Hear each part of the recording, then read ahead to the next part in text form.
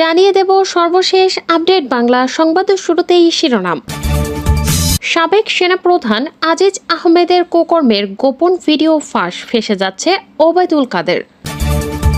এরপর থাকছে অবশেষে মার্কিন নিষেধাজ্ঞার কবলে পড়ল হাসিনা সরকার।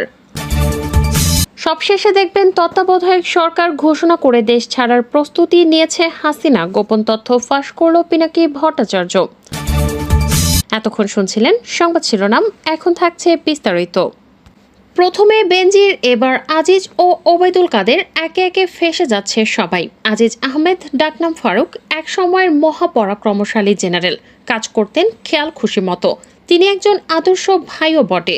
শীর্ষ সন্ত্রাসী ভাইদের বাঁচাতে আজিজ আহমেদের ভূমিকা ছিল অভাবনীয়। সন্ত্রাসী ভাই